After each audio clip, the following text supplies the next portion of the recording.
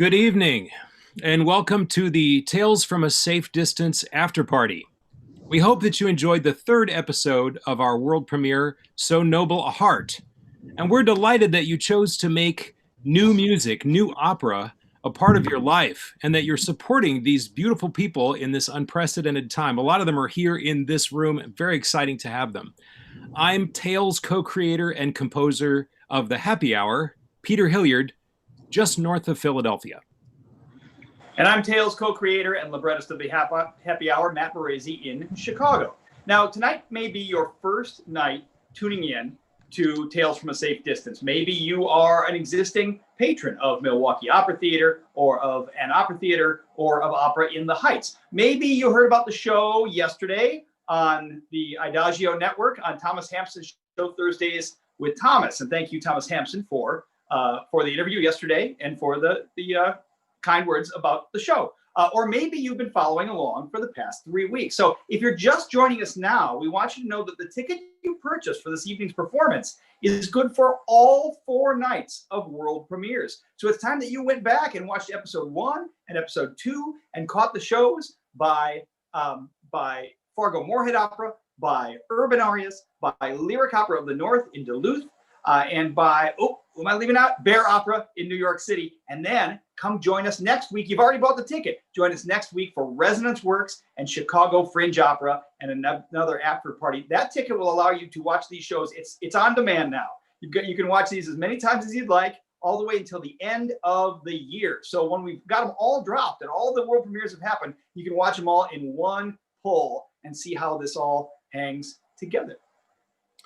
All right, let's see who's here tonight from Milwaukee Opera Theater, Opera in the Heights, and Ann Opera Theater. There's a lot of folks on this call, so I suggest that perhaps we do this. We'll call somebody out, and if you could introduce yourself, your name, and your role in this whole crazy affair, I think that will make some sense of things. And let's see, Milwaukee Opera Theater was first on the bill tonight, so why don't we start with Jill Anna? Oh man, I have to start? Yeah. I'm Jill Anna Ponisic. I'm the artistic director of Milwaukee Opera Theater.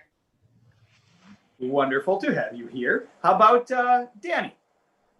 My name is Danny Brylo. I am the company manager at Milwaukee Opera Theater. And then for our segment, I was the director and librettist. Marvelous. Elizabeth. Hi, I'm Elizabeth Blood, and I composed the music and also performed it. Congratulations. Cheers. Thank you. All right, let's move to Opera in the Heights. Let's start with Eiki. Hi, everybody. I'm Eiki Isamura, Artistic and General Director at Opera in the Heights. Very nice. And Donya? Hi, everybody. My name is Donya Jorar. I'm the composer and librettist for Seven Spells. Bravo. Well done. Thank you. Karen. Hello, my name is Karen Cecilia Phelps, and I'm the performer for Seven Spells. Well done. And Abbas Padilla. Hi, my name is Abbas Padilla. I'm the video director for Seven Spells. Well done. Well done. All right, and that leaves us with an opera theater in Minneapolis. Kelly, are you here? Oh, Kelly. Hi, everyone. I'm Kelly Turpin. I am the producer and artistic director of Ann Opera Theater, AOT, here in Minneapolis. And I'm Justin Spenner, and I was the offstage voice. Excellent. We love your voice, but we don't like you. Boo. Your character. You have brought a special guest here tonight, Brennison. Hi, everyone. My name is Brennison Wheeler. I'm the Education and Outreach Coordinator at Women's Advocates, a domestic violence shelter in St. Paul. Wonderful. Yeah, a good time right now to mention why there's so much purple on your screen right now. We are all wearing purple in honor of, in recognition of Domestic Violence Awareness Month. And so Brennison has joined us today so we can talk about the topic of an opera theater's show. I think we can get some advocacy and some knowledge about domestic violence and about how the situation with domestic violence has been affected by the global pandemic and the lockdown. All right, how about Sequoia? Hi, everybody. I'm Sequoia, and I was the director of an opera theater, The Sky Where You Are. Well done. Katie? Hi, everyone. I am Katie Catherine Henley. I'm a soprano and filmmaker, and I play Raina and worked as an editor on The Sky Where You Are with Ann Opera Theater. I love all the hats that people are wearing on this project. Bravo. Right. Bravo. Jenny? Hi, I'm Jenny O'Connell. I'm the librettist for The Sky Where You Are with an opera theater. Very nice. Maria? Oh, we have to unmute.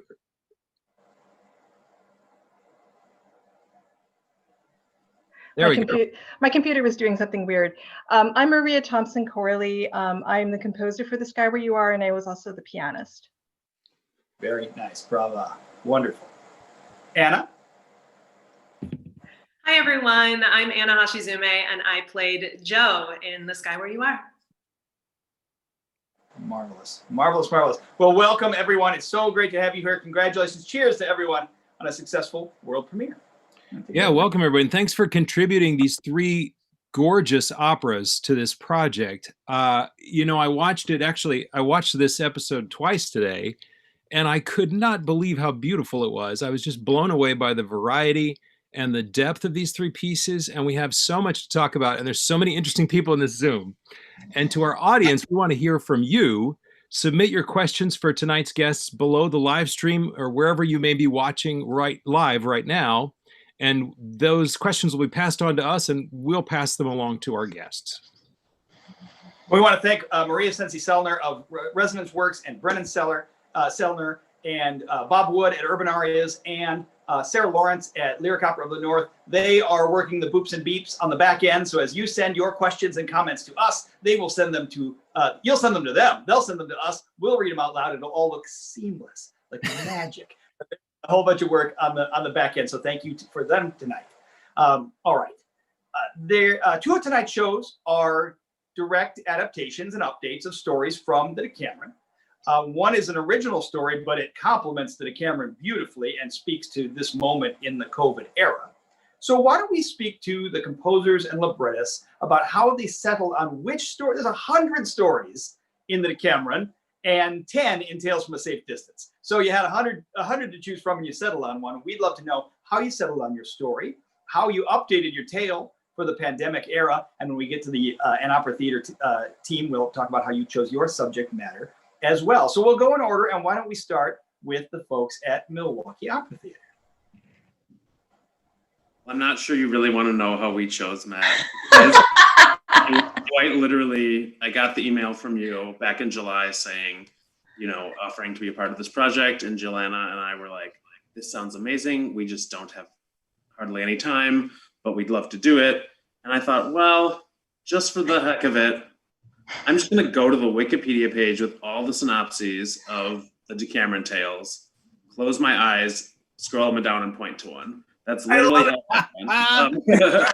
And then from there, actually, I landed on Day 4, Story 9, which was actually not the one that ours was as based on as Day 4, Story 1, but they have so many similarities that scholars think that they were based on the same source material. So the story has the same contours, but the details of the plot differ. Something as dramatic and operatic as someone sending somebody the heart of a dead lover, and then in one story she actually consumes it without knowing that it's his heart, but in the story that we kind of took more inspiration from, she just pours the poison on and drinks.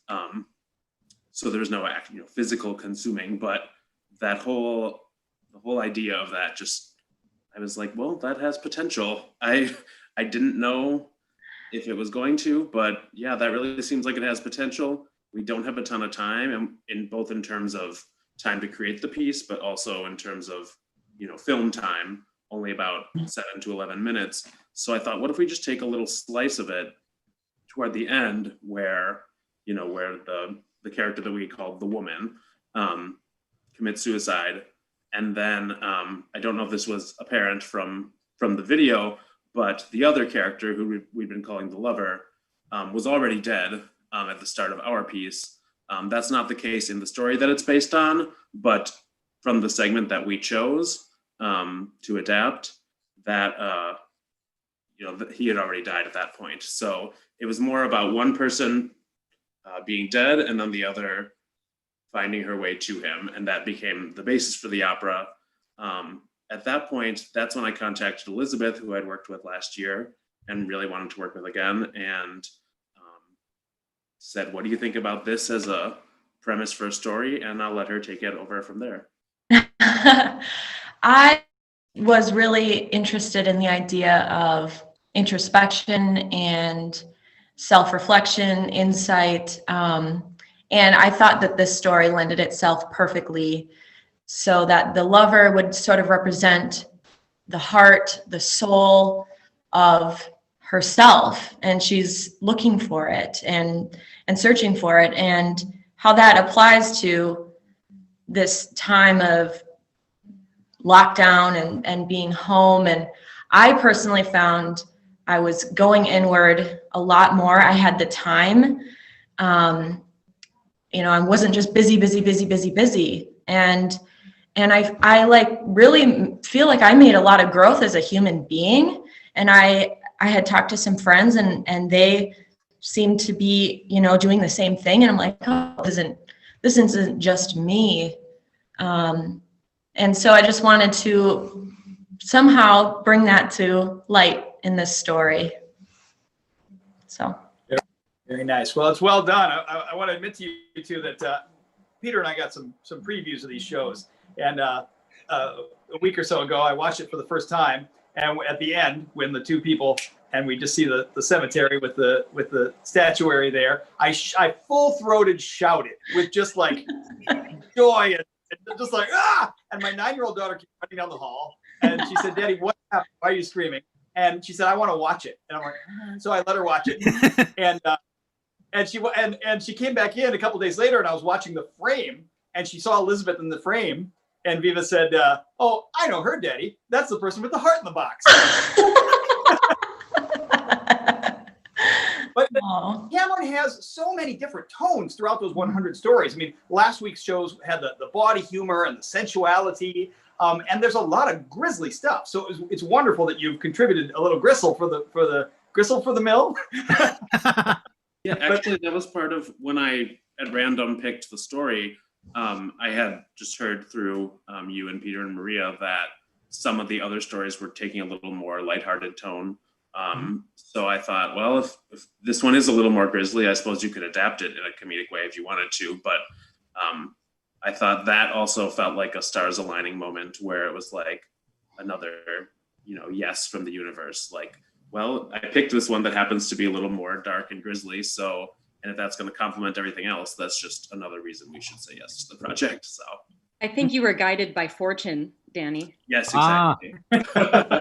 It was Decameron roulette. I think it was. It was. Well, you did a marvelous job, and the next piece is not lighthearted either, but it made these hung together beautifully as an evening. So I'd love to hear from Donia Gerard and hear how you chose your source material for 7 spells. Thanks. So I actually did quite a bit of research, looking through different stories of the Decameron to try to find something that I could adapt to the current situation.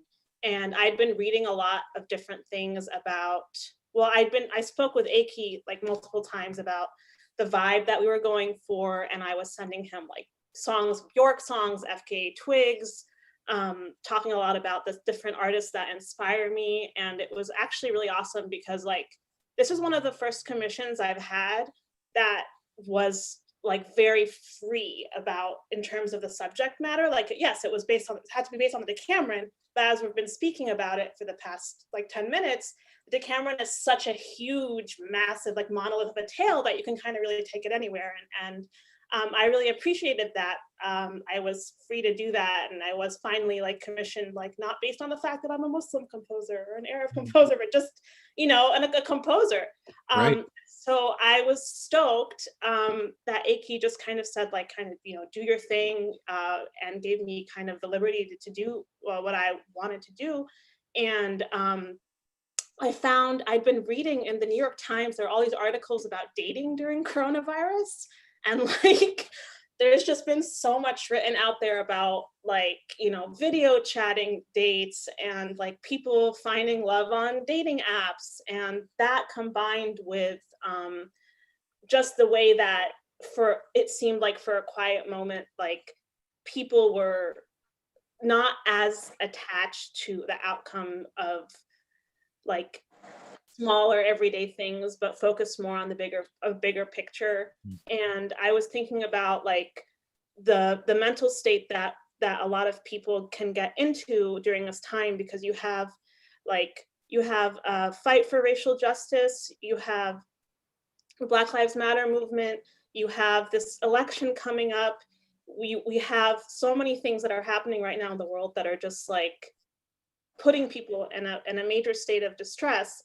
And so the story of Elena was something that kind of was more universal in terms of love and relationships and the way that women are placed on a pedestal in love and relationships. So in the Decameron it's day 8, story 7.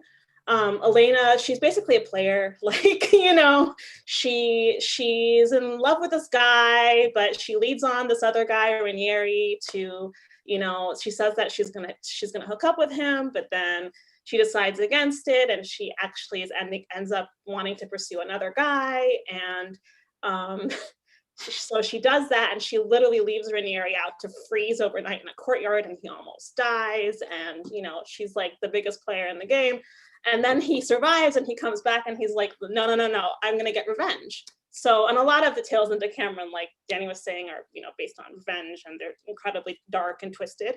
And as per usual, they're incredibly misogynistic as well, right? Because it was written such a long time ago. So, so I thought, okay, like, what if I reframe this from the point of view of a woman who's just like she's having a lot of depressive thoughts, she's manic, she's kind of in this dreamlike nightmarish state, but she does want to find love. And what if I framed it from the point of view and from the angle of like, we judge women way too harshly for their sexual liberation and for just the mere fact that they want to enjoy themselves and pleasure themselves. And so then I brought in that clip of Britney Spears. There's like a famous clip of her at the beginning where she's saying like, "You're so mean," and the paparazzi are kind of taunting her about her single release before she has the meltdown. And so I was wanting to capture that mental state and just show what it's like to, as a woman, you know, whether you're a woman of color or not, just in general, in a patriarchal society, how difficult it can be just to like actually express yourself. And yeah, Ranieri, he plays all kinds of horrible games with her. He forces her to go sit at the top of a tower. He says that she has to recite 7 incantations in the river and get completely nude so that she can get the love of the man that she desires. And then he literally places her atop a tower and takes the ladder away so she can't come down. So that made me think of the like metaphorical tower we place women on the what we call benign sexism. I mean, I could go on and on, but that was kind of the gist of it. And then Karin did such a beautiful job, like capturing that mental breakdown, and Abbas did such a beautiful job giving it that dreamlike quality in the video. So I'm just like super happy that it was able to be put on in such a like delicate and lovely way. So thank you so much. Thank you. Wow. You should be happy. You know, some of the Decameron is shockingly fresh when you read it. Some of it is very regressive, and there's a high. Yeah. And that particular day is disturbing to read because you almost feel like the tone of the book is whimsical. Like you should say, haha, she got stuck on this tower and got sunburned and bitten by bugs. And you're like, wait, why am I rooting for this? Right? To see you invert that, subvert that, stand it on its head really breathe life into something that didn't have any left in it. So brava, brava. Well, then let us turn our attention to an opera theater. And Justin, let me tell you my deep and soulful appreciation for your Jareth the Goblin King t-shirt that you're wearing right now. Thank you very much. Fantastic. Thank you. I bought this yesterday because this was the only purple I had in my wardrobe. Like, so, you know. In Minneapolis, isn't it like a local, law that everyone has to have lots of purple in their wardrobe? Yeah, I know. But I can never live up to Prince, so I just throw all my purple away,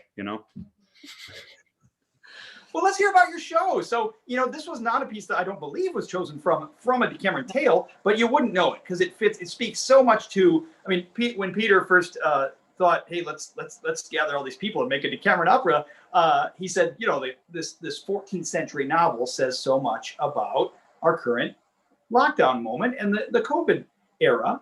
And your opera, of course, speaks so much to the COVID era, but also to so many of the themes that burst from the Decameron. So even though it's not a direct adaptation, it's such a welcome member of this cornucopia of pieces. So tell us who chose the subject matter? Jenny, Maria, how did we get here?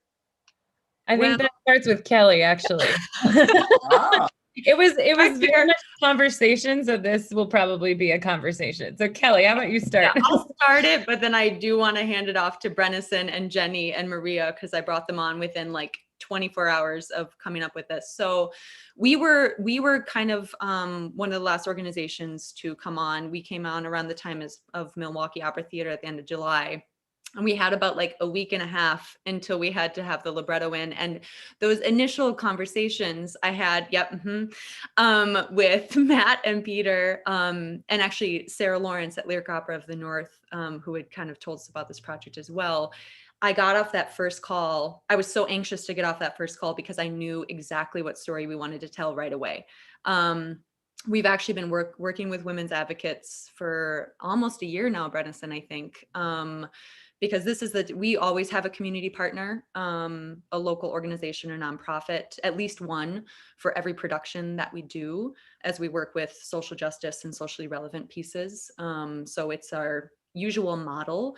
But as soon as I heard of stories of COVID and stories of quarantine, knowing that this didn't fit within the Decameron, it still is extremely poignant, I think, to that time, or would have been. As it is now. And so, yeah, I called up Jenny, who was going on a backpacking trip the next day. We go way back to undergrad days actually together, as does Katie at Ithaca College. And I said, hey, I know you've never written an opera, but would you like to write this libretto? Because this is a really important story and we got this really amazing offer. So are you in? And then I messaged Brennison and I was like, hey, would you be willing to be a part of this and collaborate on this? I think it's really important that women's advocates, shares your voice and the truths of this piece. And then I also called up Maria and said, you are the composer for this. We actually had a virtual performance premiering 2 days after we were given this offer. So we were kind of already in a rush for that. So yeah, that's where it started. It was the automatic story that spoke to me right away. And then I handed it off to Jenny and Brennison to kind of conceive it in its completion. So Jenny, do you want to take over from here? Sure. Yeah, so we had about 5 days to write this. And it was my first libretto, which was very exciting as well. But it's kind of, that's a Kelly challenge, when she asks you to do something, you usually say yes. That's just Kelly Turpin. But I was so fortunate to get to work with Brennison Wheeler. And Brennison, I'd love, I'll kick it over to you in just a moment to talk a little bit more about women's advocates and the messages that we were trying to get across here. I think that partnership and that conversation is really what made this possible. Brennison brought the advocacy piece and the deep understanding of the issue. And we were both given, Kelly had kind of talked through the scene that she envisioned. So the two women in conversation with each other. But but things like setting it in the bathroom with the shower running, that was Brennison's idea, because that's an actual true to life situation that's happening. And so for me, it was, I think, a gift that it was one scene, right? It was just this conversation that happens between these two women. And it was a really amazing experience to kind of slow that down and to look at the things that happen in the silence in between and the things that are the emotions that are going on. And so that's really what I tried to do with the writing of it, was to both impart kind of positive advocacy, which Brennison will talk about in just a moment. We really wanted to be clear about what an advocate is and what that looks like. And I personally learned so much about what that looks like through this process. Just really putting the survivor first, you know, making it an empowering, collaborative choice in terms of what to do moving forward. And so we were able to kind of craft this conversation between these two friends. And I think that for me, the power of it was also in the places in between the music, when they're just sitting there holding the moment together. I really think that spoke to me so powerfully through this piece and through this project and through what I learned from Brennison about advocacy. Is it's just holding this difficult thing together and like sitting in that moment and not rushing forward, making very empowered, informed decisions about how to move. So it was such an impactful experience. And I'm so grateful that Kelly caught me right before I went into the backcountry and that we were able to do this. And we'll hear from Maria in a moment too about how composing this was. But I wanna pass it over to Brennison just to talk a little bit about the advocacy piece and the trauma-informed principles that went into the making of this scene. Absolutely. Thank you, Jenny. Again, huge thank you to everyone that was a part of this. And it was such an honor. This was my first time watching this episode, and it was really haunting in a really beautiful way. It was incredible. I really enjoyed watching it. And I had seen the words on paper and agonized over them as much as I could with Jenny. And then to see them, the performers really breathed life and just this level of authenticity and empathy into it that I really appreciated. And so to share a little bit more about women's advocates, I think it's really cool that this is a national opera performance because Women's Advocates is the first domestic violence shelter in the United States. So I don't know how many people know that, but we started in 1972 primarily as a divorce hotline, helping particularly women navigate divorce and name change. And then they found a lot of the calls in their stories about divorce, they were hearing about domestic violence, what was better known in the 70s as the battered women's movement, right? And so along with that, they kind of found that these women who were calling were at a crossroads of, do I continue to endure abuse in my home? Or am I homeless on the streets with my kids or on my own? And so these legal advocates wanted to create a third option, and they were able to gather up enough money 2 years later in 1974 to operate an official shelter out of a Victorian home on Grand Avenue in St. Paul. And ever since then, our advocacy has just continued to adapt over time, and our current mission reflects what we do right now, which is to walk with victim survivors and our community to break the cycle of domestic violence. So I think every single word in that mission statement is really, really pivotal and important, especially current day, recognizing what advocacy means to us. Our founders believe that everyone can be an advocate. It's not just someone who has that as their job title. Everyone can embody advocacy. And that is something that we try to instill in the community with the outreach and education that I do. And that was definitely something that I wanted to make sure was a part of Joe's character, in particular, of being a friend who, you know, may not be a domestic violence advocate, but can very much so still advocate for her friend. And so I think the process of, and when Jenny and I got on the first call, I was like, well, what do you want to know? Like, there's so much. And so I just started talking for hours, and I was just like, and then there's this and this. So we need to make sure we consider that. And so it just kept kind of snowballing. And then I could see both of our brain juices were flowing, and we were kind of getting in the zone of how we wanted to incorporate these different elements.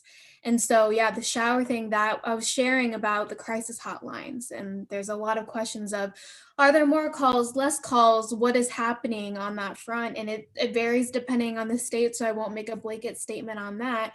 But what I will say is that something that is definitive is the nature of the calls have shifted because of the pandemic.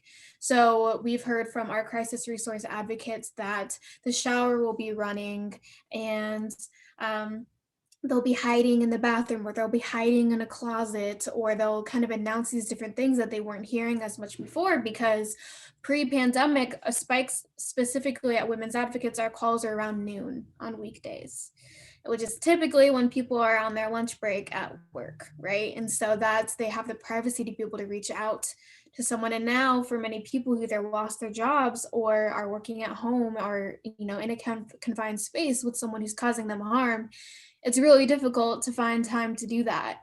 And so that was something that is definitely reflected in the opera, and something that came up for us of envisioning what that would look like for someone to actually reach out to another person during this time. Matt, we're going to say something. I saw you unmuted. No, to dovetail from that, we have a question from the audience here, and I shan't share their name. The question is for you, Brennison. How can a person help a person who is experiencing domestic violence feel empowered to trust their own instinct? I don't know if anyone can ever cause someone to feel that way. But what I can say is that you can definitely create conditions that are more conducive to someone feeling that way. And I think the number one thing is that believing, which kind of sounds like a no-brainer. Some people are like, duh, of course. But sometimes when I talk to people in the community and I ask them about the situation that their friend or their loved one or their coworker, whoever it is going through, and they recount their interaction, and they say, oh, well, this person told me that, they're in a relationship that's not good for them and that they're being harmed. And then I asked, well, why are they still there? What are they doing? How can they get out? What did they do to make that happen? Or all these other questions. And I said, well, did you say the words, I believe you? And oftentimes they say, oh, well, I just assumed that they knew, or like, do I have to say that? And I think that's the one thing that people really underestimate, the power of belief, and that all of those things of empowerment. And I was a psychology major, so I started talking about the Maslow hierarchy of needs. But when people say, okay, how do we get to this like enlightenment phase of we're all empowered, but how can someone do that when they don't know where they're going to sleep that night or where their food's going to come from? Like, we have to make sure those basic needs and necessities are met. And oftentimes that's what is at stake if someone is thinking about leaving, because they don't have the self-sufficiency financially or what have you, the different resources to be able to do that. So long-winded answer to say, I think the number one thing is to believe them and to verbalize that. And also, as Jenny was mentioning earlier, bearing witness to their story and not saying you need to do these things, you need to feel empowered in order, which I think Joe's character really spoke to, instead of, saying all those things that they wanted to do to help, because people turn into active mode of like, this is how I'm going to help. I'm going to do all these things for you. I'm going to make sure that you're safe, instead of let me be with you. Let me help you feel like you are not alone and that I'm here to support you. And so I think having knowledge of hotlines and local shelters, I think that all is helpful, and being able to present that as an option so that the survivor does know what the choices are and that they can make and change their mind as they please. But I think the number one thing of, the antidote to isolation is connection. So whatever you can do to continue to check in on that person and make sure that they know that they are loved and that there's someone there that is willing to show them compassion and patience, and that unconditional love and support, I think, goes a long way. So that's what I'll say for that. Thank you for that answer. And thank you for taking the time to partner on this project and to be with us here tonight. I got to say that the chat is blowing up. There are so many questions and compliments and comments coming in from all over the world. I'll read a few here pertinent to this moment. John says this was an overall powerful evening, all three operas. Kudos to Decameron for highlighting domestic abuse and suicide. The arts have such a valuable role to play in addressing all of human experience, both good and ill. And Emmett says that was so beautiful and harrowing too. The women who performed, sung, and acted powerfully and passionately too. Bravi, bravi. And I want to speak to that shower. It's wonderful to hear that is it's authentic. It's also wonderful, like qua music. It's this texture running under the score. And when they are silent and the shower is still running dramaturgically, it tells us that the danger is still there. And it keeps everything in this pressure cooker. And it's just such an effective element. And it blew me away from jump. Just wonderful. Brenison, I want to give you a chance to plug a website or a phone number. Where can people go to find out more information? Yeah, absolutely. So for our website, a result of the pandemic also was us creating a live chat feature on our website, because our crisis resource advocates were telling us, some survivors, it's not an option to be on the phone because they'll find out. And that didn't feel safe for some people. And so we conceptualized a live chat, which you can access by going to www.wadvocates.org. And then we're also all over social media, Facebook, Instagram, Twitter. And then our crisis line number is 651-227-8284. And I will repeat it one more time, 651-227-8284. And I know you did a beautiful job putting, I don't know who was responsible for that, but putting it on display at the end. I think it was very visually inviting, because sometimes, calling a 1-800 number can be very daunting. And so going to our website, you can read more about our advocates and our work, and that can make it feel a little more, a little less scary. Great. Very much. Well, we want to make sure we hear from the singers, and then I also have some questions for the composers, and there's composer questions coming in on the chat as well. So I guess I'll just throw them all together, and then our three composers can decide what's most fruitful or interesting to look at. So my question for you three is that, it's so wonderful to see an evening of work by women. And when I think about the many wonderful female composers throughout history, I noticed, as I was just kind of going over this today, how many of them were singers, like Hildegard, Barbara Strozzi, Francesca Caccini, Pauline Viardot, Meredith Monk, Laurie Anderson, Abby Bettinas. There's a lot of wonderful composers who also sing. And I also noticed how many wonderful female composers are also pianists, like Clara Schumann, Fanny Mendelssohn, Cecile Chaminade, Amy Beach, Florence Price. And here in this room, we have people who are pianists, and we have one extremely accomplished singer composer. And my personal question that I'm hoping you'll want to answer is how your experiences as a performer are, whether they help you improvise, whether they help you find a concept, how that's all related. And I just also want to acknowledge some things that are happening in the chat here. Lots of interest in these things.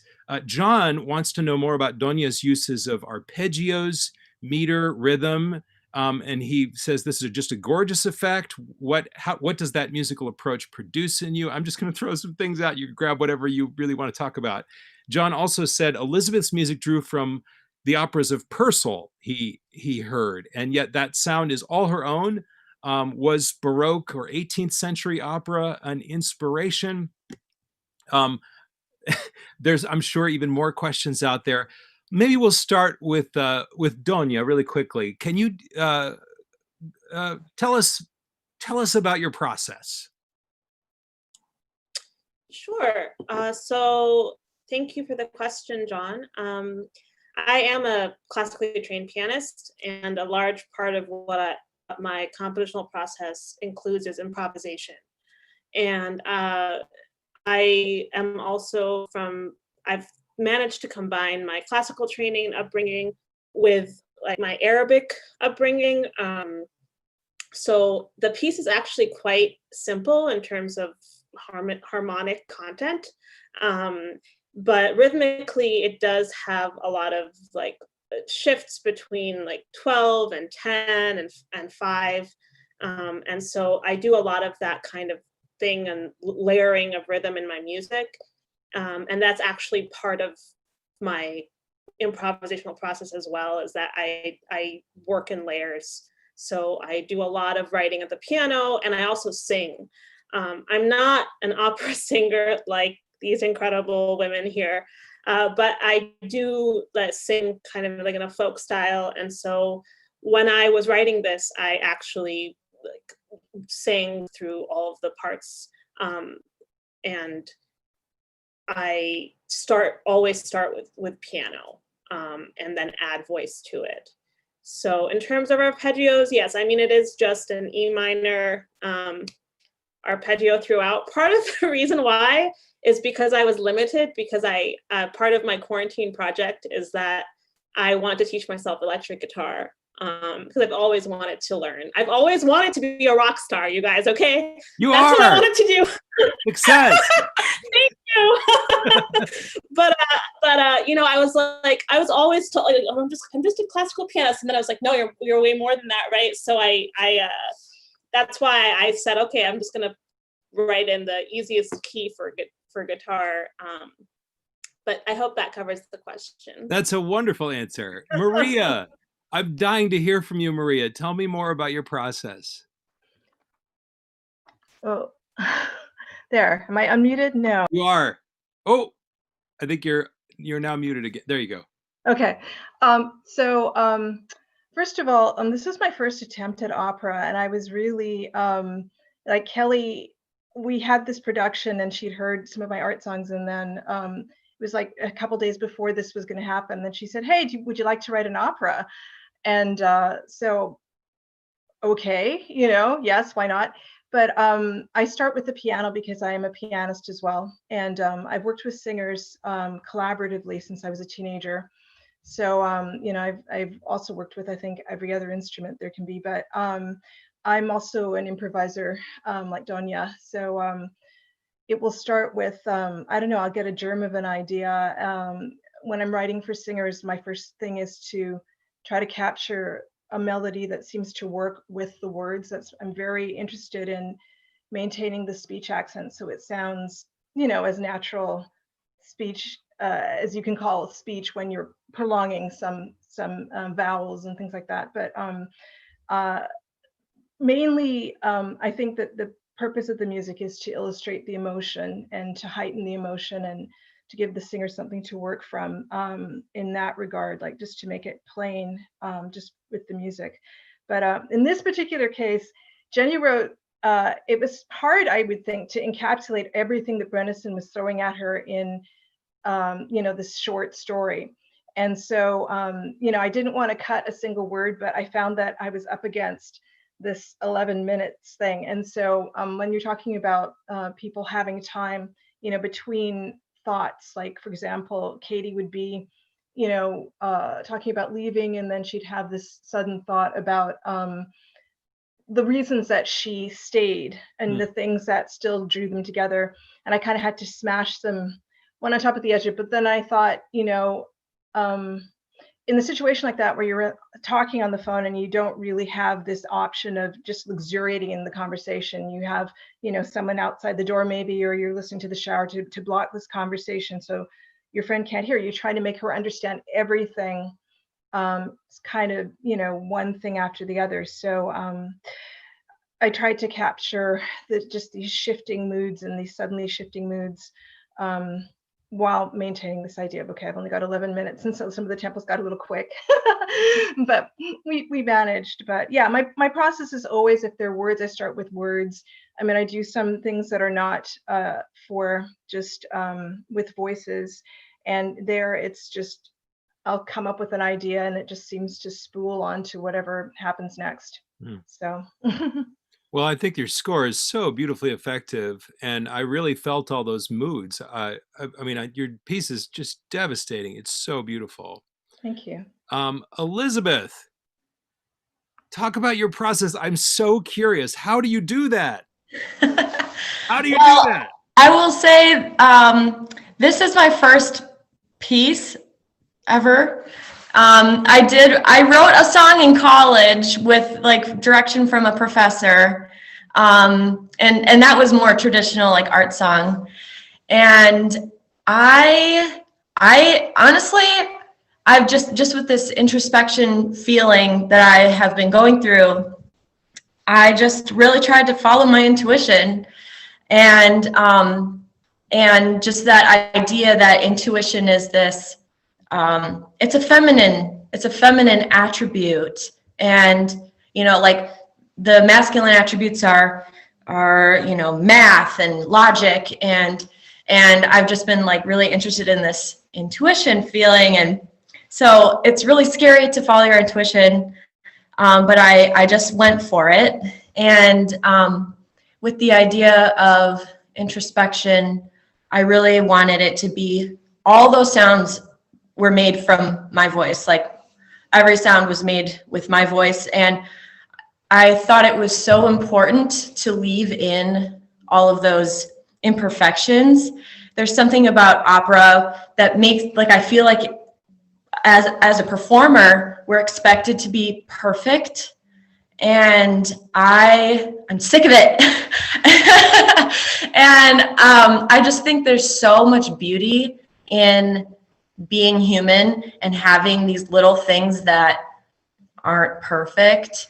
And so with the ingression or something, like I audibly breathe, like I purposely breathe like on purpose, because I think it's really beautiful. And, my voice wavered or whatever.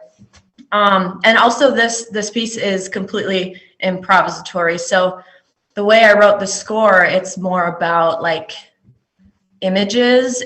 And okay, so here's my little metaphor.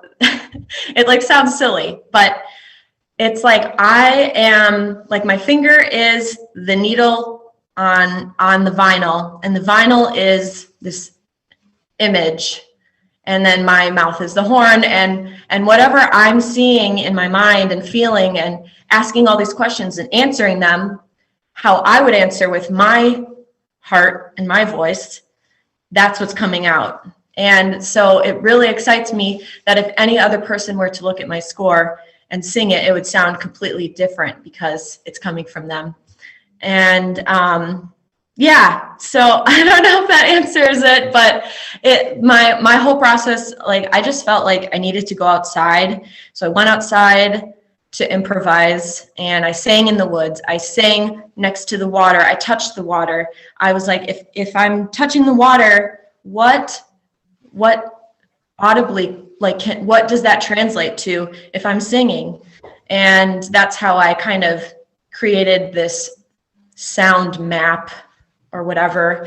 So the structure is still there, but the sounds, I just love that there's all these different sounds and all coming from the voice. Yeah, it's amazing. And the other thing, just speaking as a composer, one thing I really admire about your piece is how well you use range. So like at the end, you're really up quite high. Mm-hmm. And the idea that you're just sort of, that you're finding all of these melodic phrases and layering them, and that it's just sort of floating up into this ecstatic space. And that I tend to do that as a performer. Like last year when I worked with MOT, we did Amanda Schoff's piece, Eternal Burning, and that was my first time improvising as a performer, and I loved it so much, and that actually influenced a lot of how I approached writing this music. But I just tend to like take things to the extreme. That's just how I do it. But yeah, I mean, I think it just worked well with what I was trying to say. And all these voices in your head, and you're just trying to find what's on, like, the idea that like these thoughts cross your mind, but you don't always have to believe them. And there's so many all the time, and just finding the one that's true, you know, and. Well said. Thank you. We've got so many people that haven't gotten to speak yet, and we've got questions just exploding in the chat. So we'll return to the chat. We'll hear from some of the singers and production folks. But if we get a chance, I doubt we will unless we go past midnight. But Elizabeth and Danny, when they started, when pages started to come in and their process started to show up, they were sending in like graphs and charts with like blocks of words as ammunition and time codes and like just descriptions of locations, like this mad like diagram of the piece as opposed to, you know, like finale files. It was a fascinating process, just madness and wonderful. All right, let's hear from some of the watchers and the listeners tonight. Ben says, I love the diversity of stories and backgrounds found within this Decameron project. Thank you for bringing these wonderful people and artists together. So important and such an inspiration during these times. Here, Bravi to all AOT and women's advocates. You are doing such important work. This was from Joanne, and doing it with such beautiful, powerful art. Thank you to all in the company, and congratulations and kudos to Decameron for your leadership. Well done. A few others, and then we'll get to some that are open questions.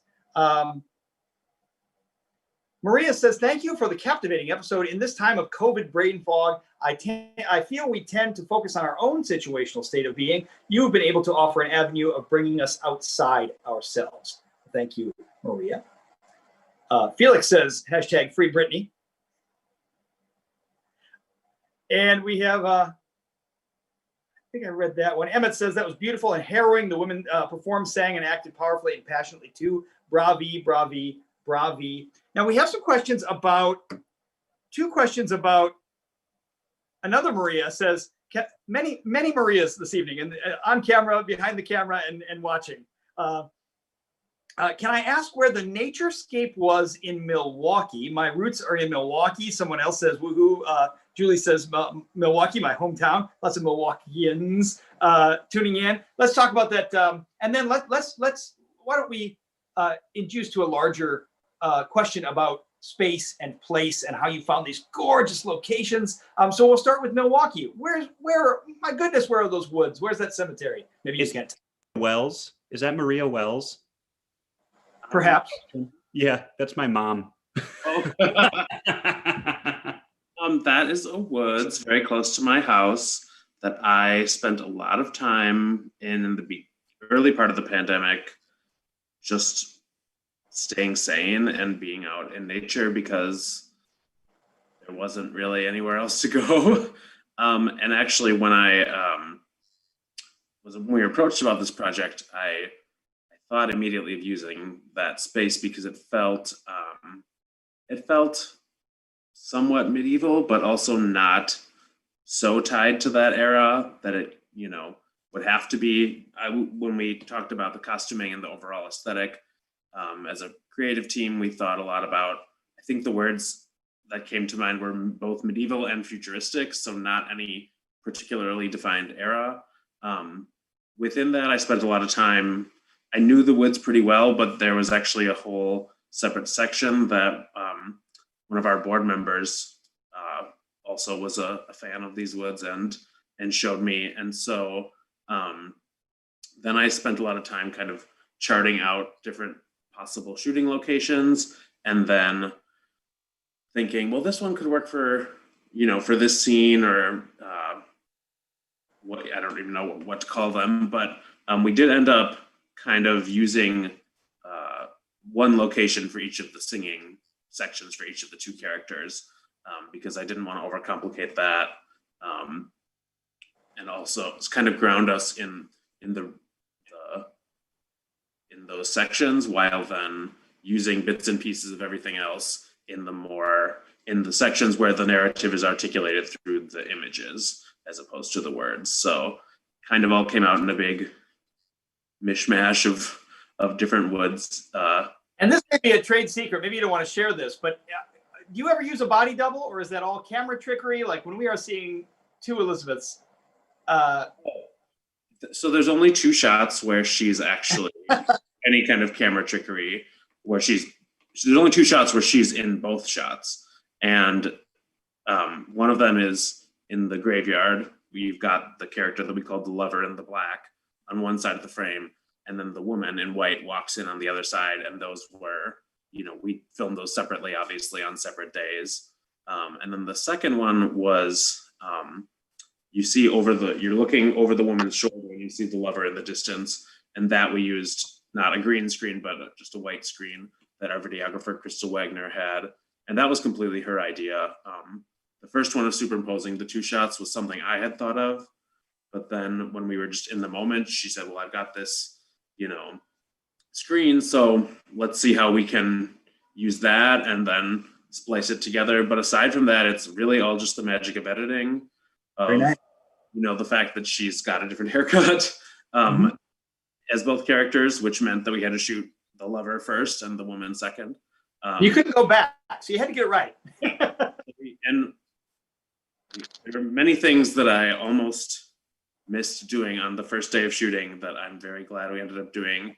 Namely, there were some where I was like, I don't like the color of that box against the trees.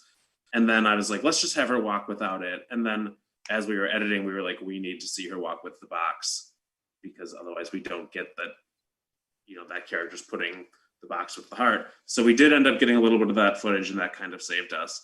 But yes, we really only got 1 shot with that first character.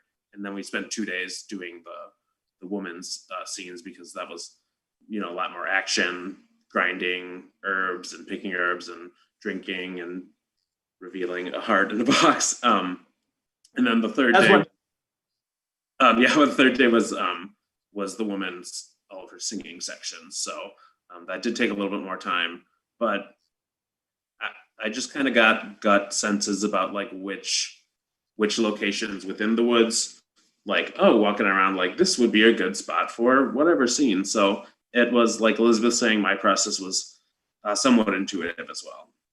Well done. Well done. Well, let's talk about another location then. Aki, Abbas, let's talk about Donia's tower that Elena was in, Karen as well. What was that beautiful, glamorous location?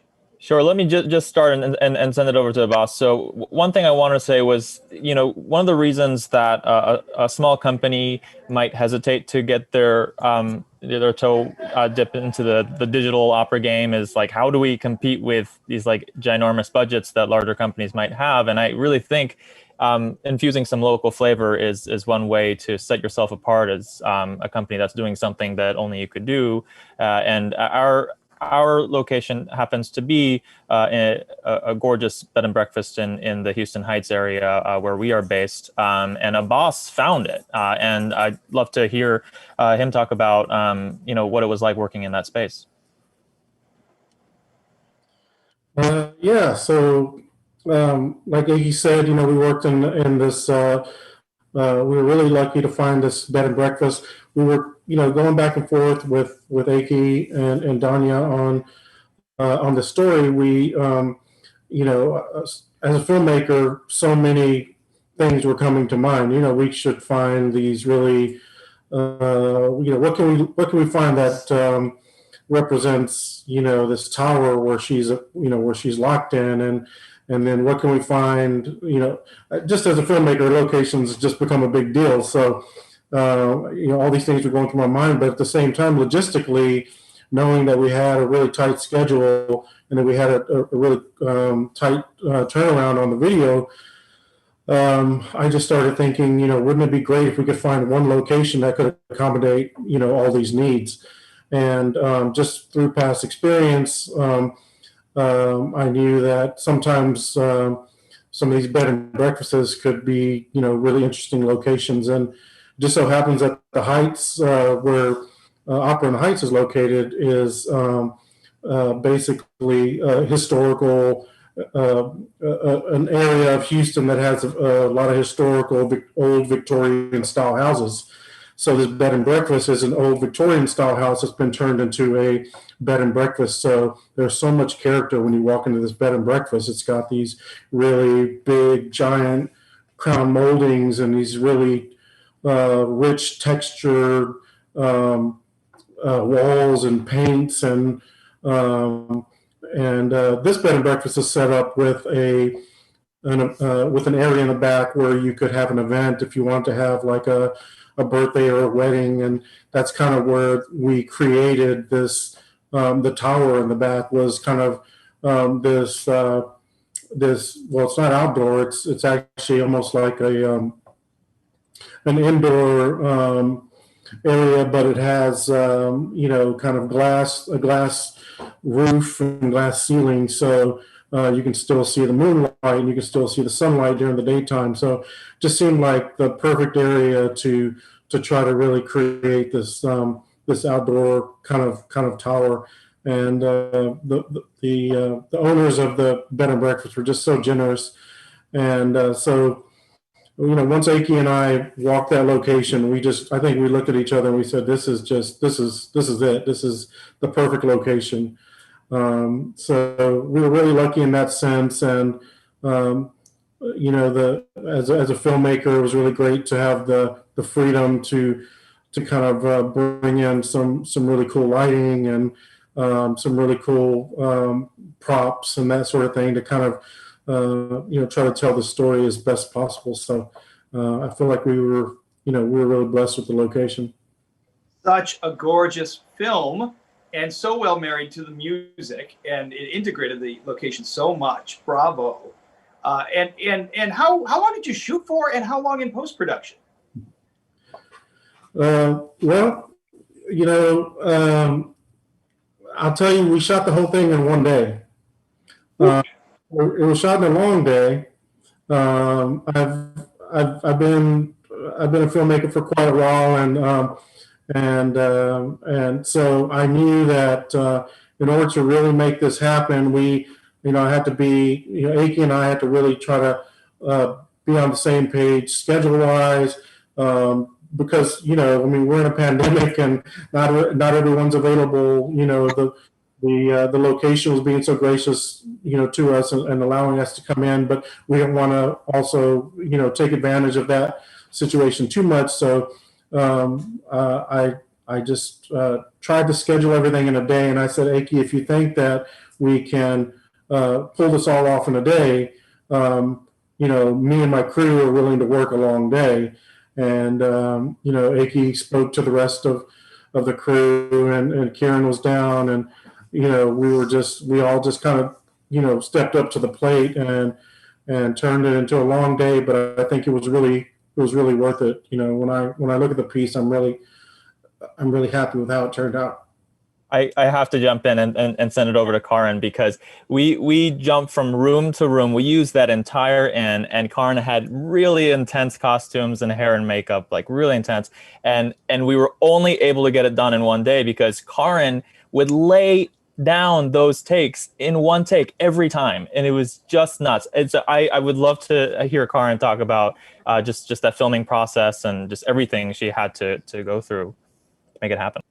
Yeah, definitely. So it was such a quick and efficient process that I think I tend to get in my head too much. So if you have the months of studying recits, studying your arias, taking time to go into the character in like such a super specific way.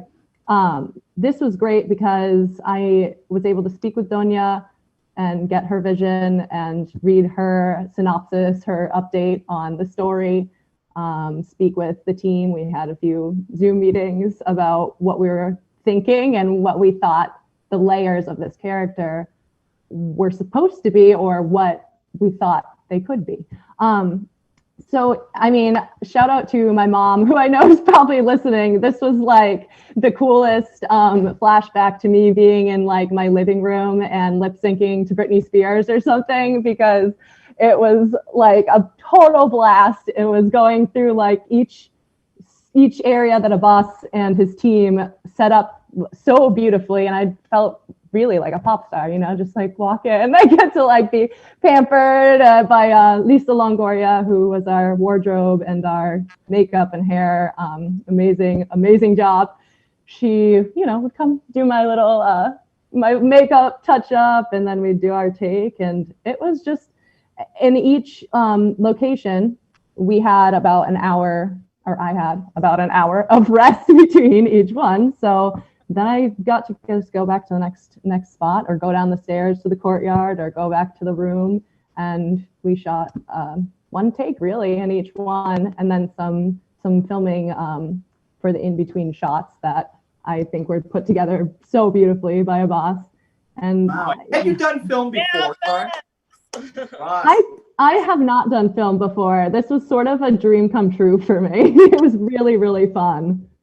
It was so amazing to watch. Sorry, I haven't had a chance to just say thank you. Like I did via email and stuff, but I haven't had a chance to say thanks to Abbas, because like you really brought, I was sending Aki and Abbas like a mood board of all these music videos that inspire me. So I was sending like Mitski and Tori Amos and this amazing Indigenous artist, she goes by Black Belt Eagle Scout, and like Bjork and Sinead O'Connor, all these 90s artists where there's these iconic music videos of just like female artists where it's just close-ups of their face the entire video, right? Mm-hmm.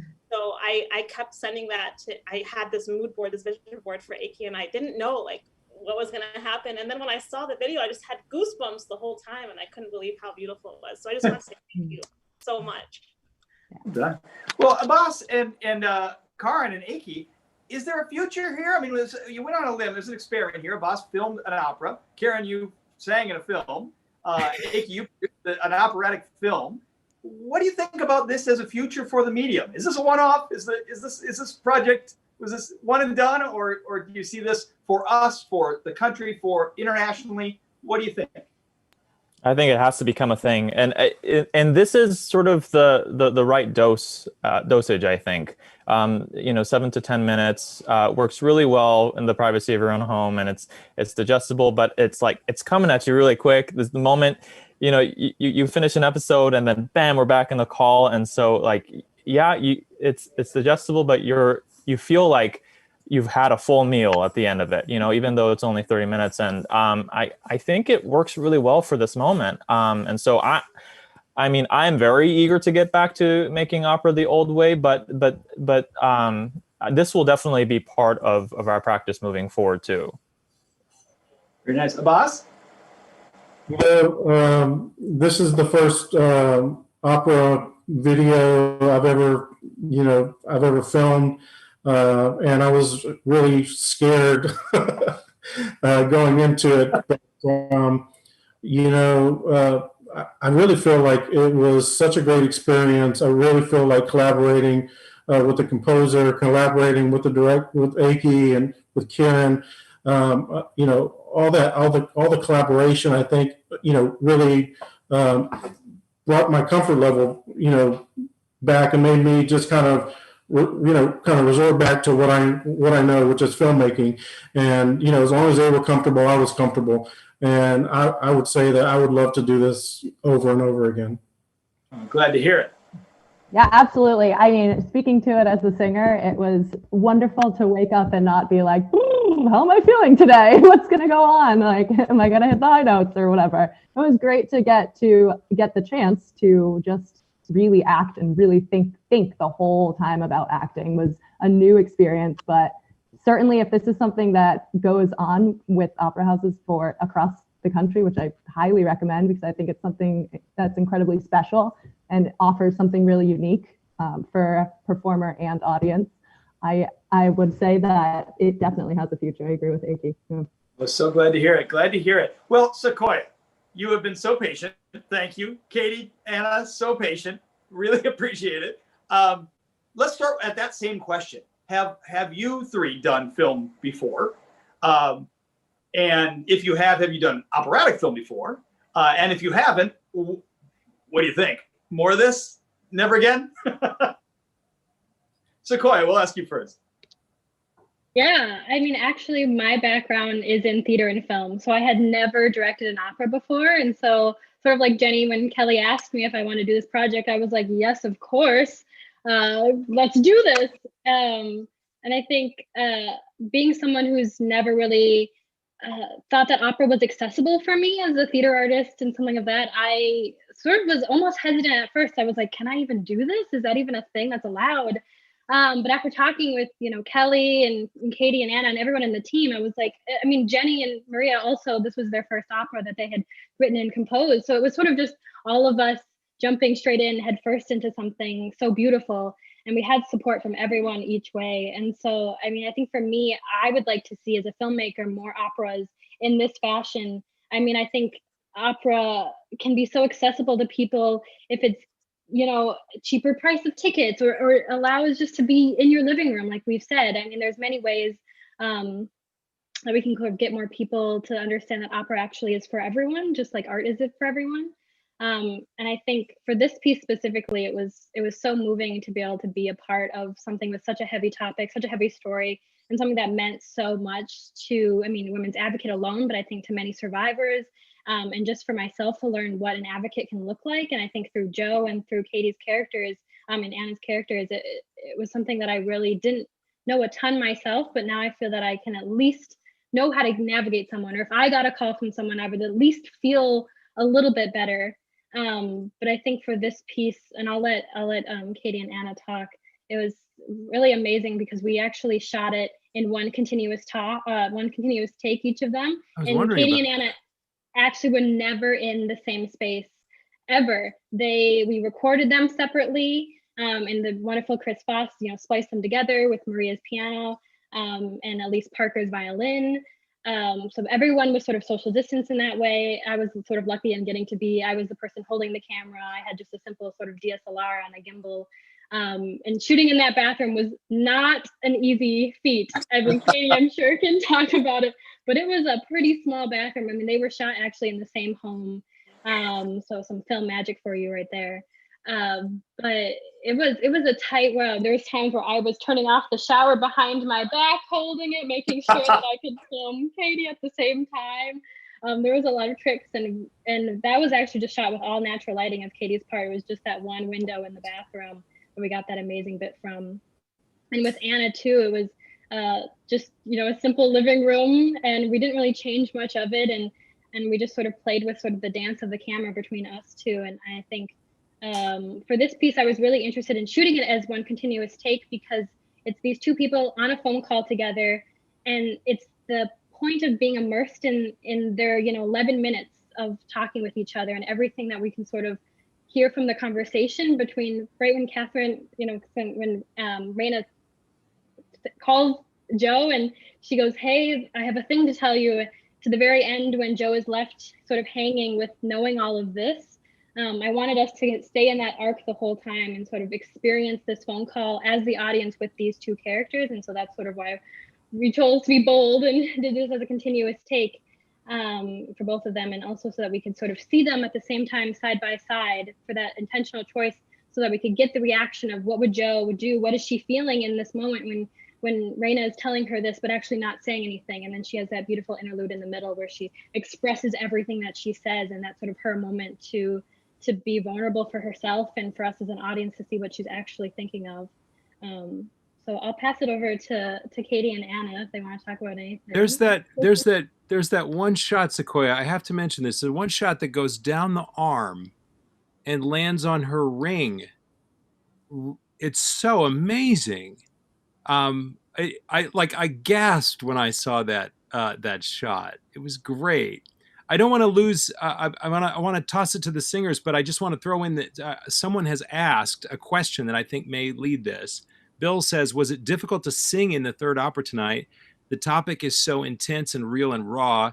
Can't imagine trying to sing with that in mind. Does the singer focus on the singing, or do you let yourself really feel the pain and the drama? And at what point do you have to deploy your emotional parachute?" What's that like? I love emotional parachute. I think Yeah, I'm I gonna want tuck one. that in my back pocket. Could use one these times.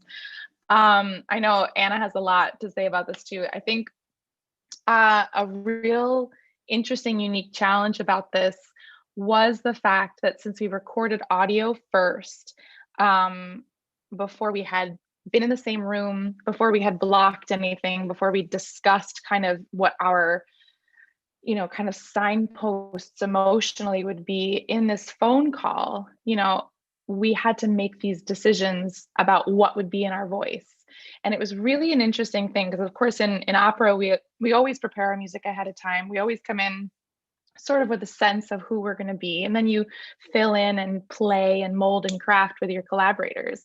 And so that kind of shifted because we had to kind of fill in, play and mold and craft on our own, and then hope it felt good as we continued on. So I thought it was a really interesting, cool challenge. And I think that's something to kind of tie these together before I pass the baton to Anna. I have been making films since 2017. I've made about 6 short films with my collaborator, Andrew Harper, I'm very proud of. And when Kelly reached out about this, I was actually in the process of editing. My husband, Jack Swanson, and I filmed a recital of his Songs of Love and Loss. And it was a very ambitious project. It was my first multicam edit. And I was in the day and night, no sleep, what even is dawn, what even is dusk stage of editing it all together. And Kelly said, do you want to do this? And I said, yes, absolutely. Yes, more of this, because I think that something that is really special about this genre, about film, is the urgency, the intimacy, and the immediacy that we have access to. And I think that there's nothing that can replace the feeling of being in a beautifully acoustically set room and feeling the vibrations of all of that energy and of the voices, unamplified. But I think it's really interesting to get to be so close and immersed in the story while you're hearing this beautiful music and these feats of virtuosity. So I hope for more. I'm here, sign me up.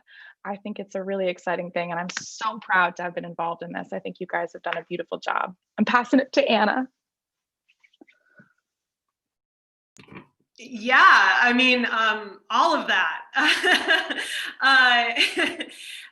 Yeah, as has kind of been said throughout all of this, talking about The Sky Where You Are, Katie and I had the great fortune of getting to work with each other pre-pandemic. So getting the call from Kelly and hearing that Katie was the soprano definitely made me jump on the project, knowing that we may never be in space together, but at least we know each other and we have worked together.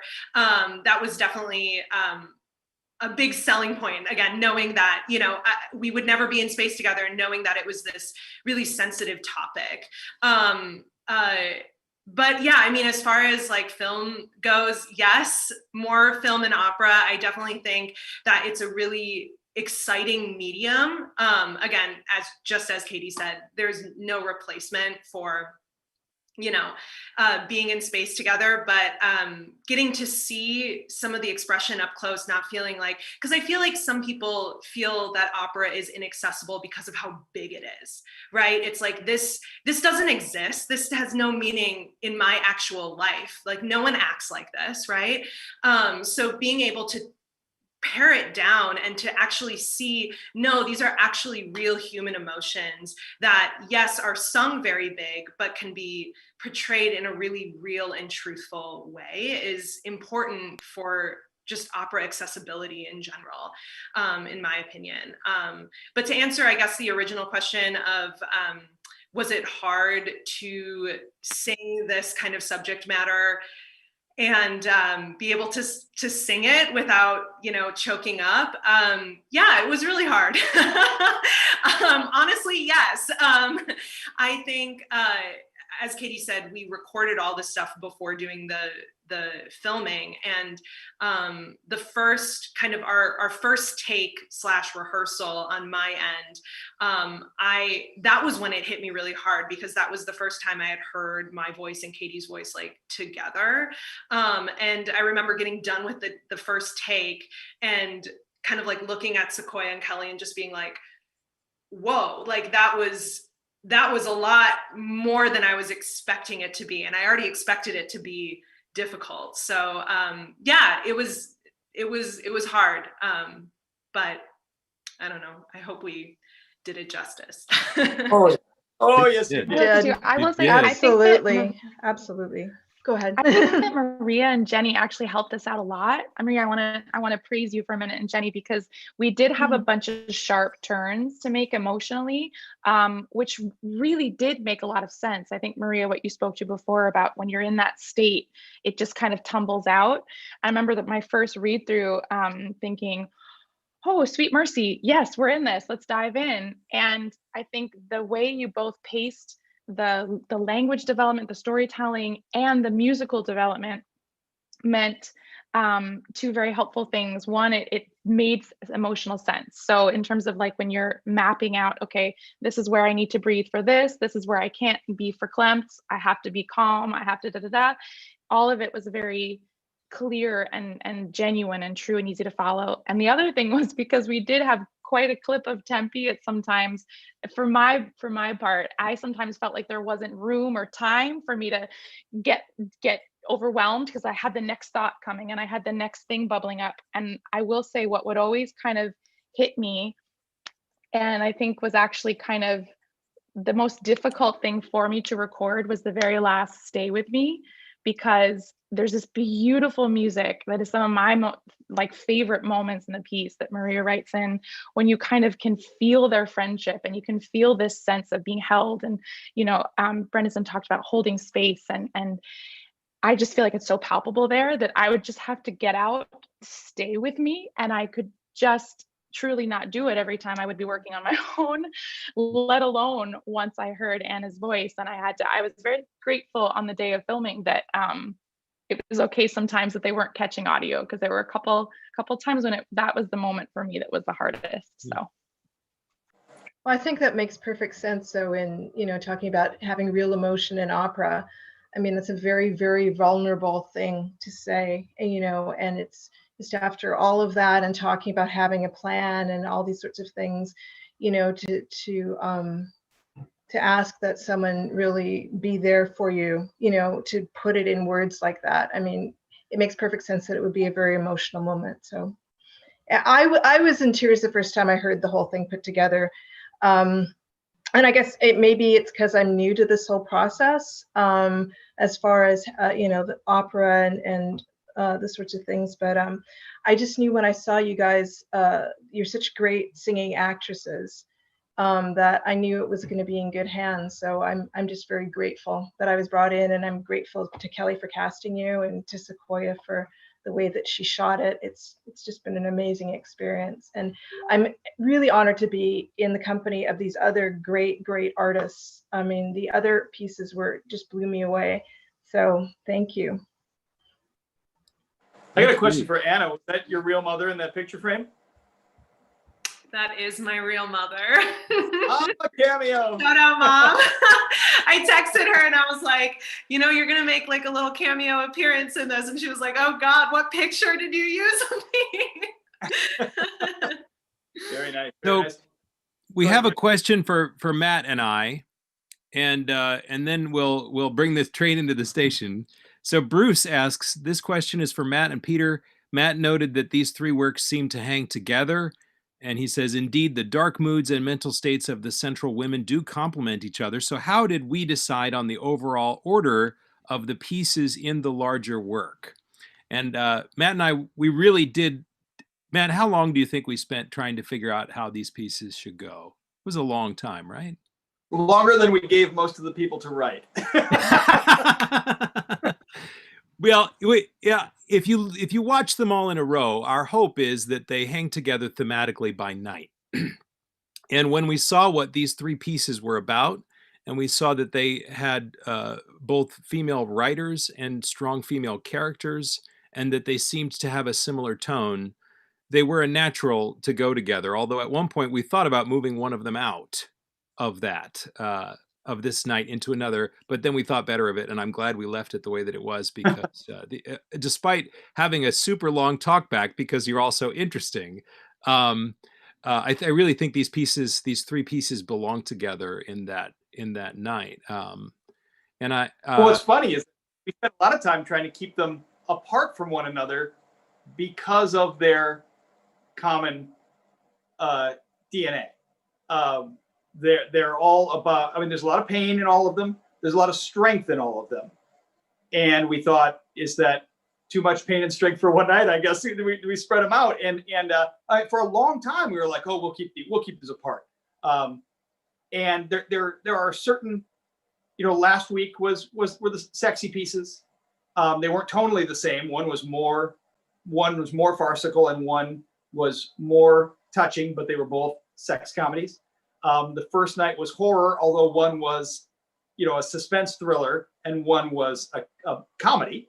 And the pieces that you'll see next week are very much about career and fortune and work-life balance, which is a very dry way of saying it. So tonight was about pain and trauma and overcoming pain and trauma. And there's also a matter of taste. When we have a piece with advocacy in it, with a real world issue, you have to watch what you put on either side of that. So we wouldn't want to put comic violence next to real violence. The confirmation bias, right? Like, of course, my brain is going to tell me, that we look back and we did it exactly right. It'll be interesting in the future if anyone produces this on stage or refilms them, if they switch the order and we learn that we were all wet. But as having seen them all in one poll kind of for the first time right now, these three pieces feel inevitably bonded. We want to really thank everybody for coming tonight. Thank you, viewers, for watching. I hope you enjoyed these brilliant people as much as I have, as much as Matt and I have. Don't forget, there is one more night of world premiere yet to come. Join us next Friday, October 30th, same time for episode 4, The Bolts of Fortune, with 2 truly distinctive tales from Resonance Works and Chicago Fringe Opera. You're not going to want to miss those. And those are followed by the closing of the Frame story that Matt and I wrote for the 9 singers and the amazing Italian bass baritone Luca Pizzaroni. And of course, all these episodes continue on demand through the rest of the year. Thank you so much for coming, everybody.